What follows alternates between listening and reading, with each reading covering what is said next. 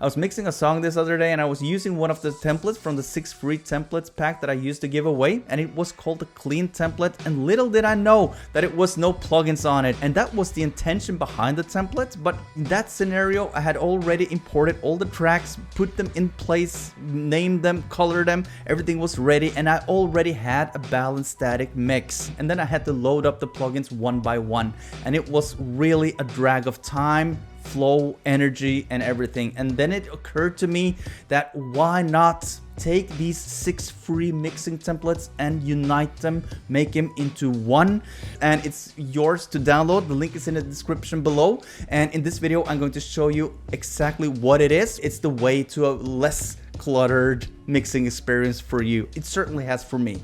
Now let's get into it. Here you see all the tracks that I've dragged into the session, and I've started dragging the tracks into place. That's what I'm about to do now.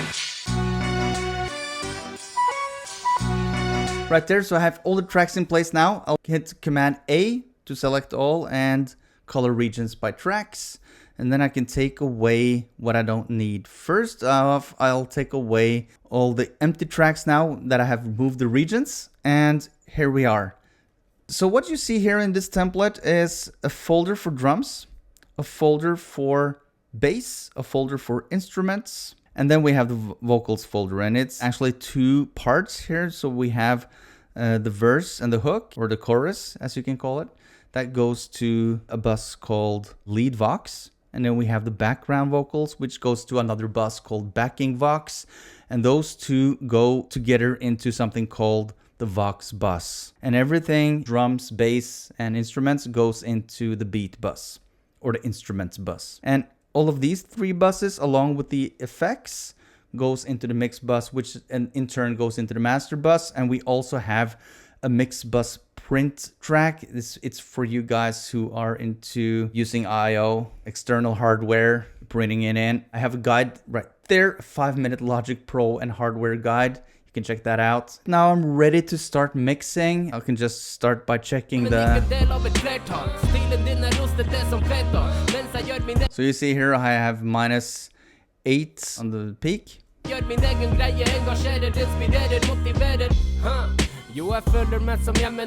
Overly dynamic. The kick and bass relations are a nightmare here, and everything is off. But what I need to do now is just to adjust the faders.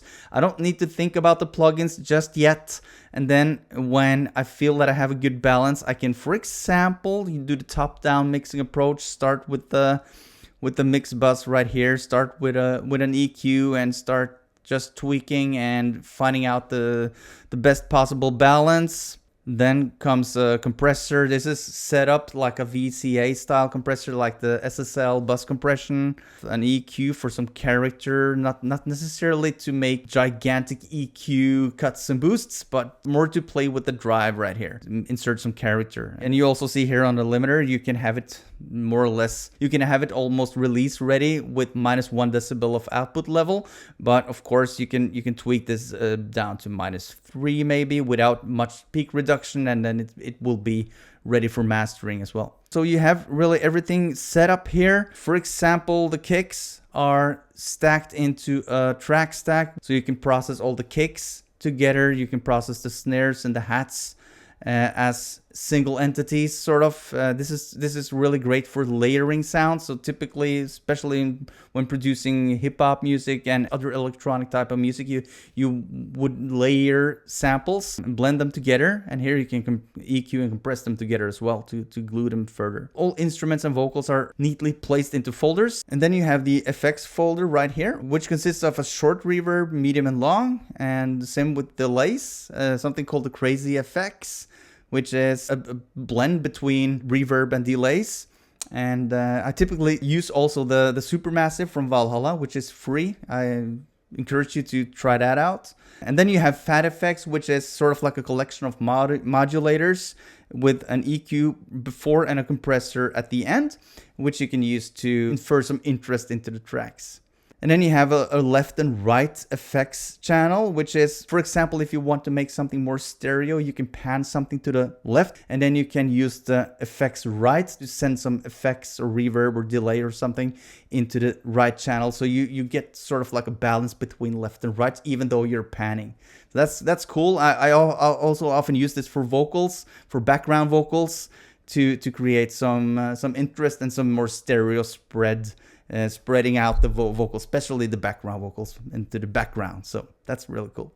And then you have all the buses, which also contains plugins. There are no plugin tweaks here. It's just the plugins ready to go. To do the hardware thing, you need to engage the I/O, and then you need to find the inputs and outputs on your audio interface. And when you're all set up, it will be sent to bus 20, which is a dummy bus. This one will send the signal over to the analog print channel. So I've done this because it's a lot less messy. It seems more complicated, but it's actually not. But that's for another video. Don't forget to download this template. It's absolutely free. Link is in the description below. And if you want to see templates in action, check out one of these videos. Thanks so much for watching. Hope I see you there. Peace out.